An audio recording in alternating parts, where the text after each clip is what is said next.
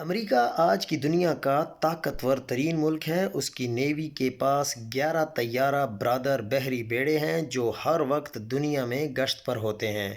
اس کی فضائی افواج اتنی طاقتور ہیں کہ دنیا بھر کے اسٹیلتھ طیارے جو ریڈار پر بھی نظر نہیں آتے ان کا 90% امریکہ کے پاس ہے۔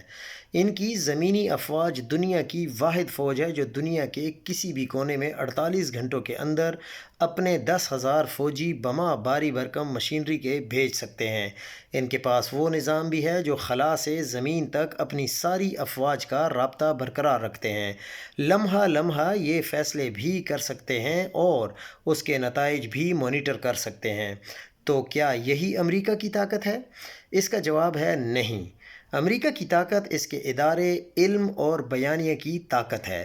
یہ برسوں میں تعمیر ہوا وہ مزاج ہے جس نے امریکہ کو یہ طاقت دی ہے۔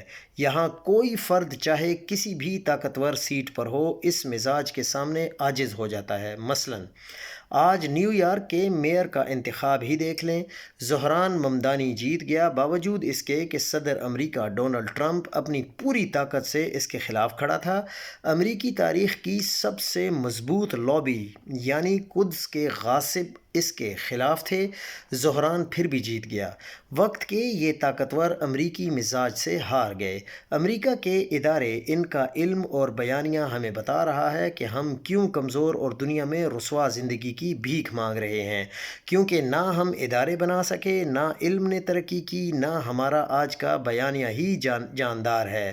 یہاں صرف طاقتور ہی جیت سکتا ہے۔ یہ جنگل کا دستور ہے۔ جہاں کمزوری جرم بن جاتی ہے، جنگل کو کسی ادارے، علم اور بیانیے کی ضرورت نہیں ہوتی۔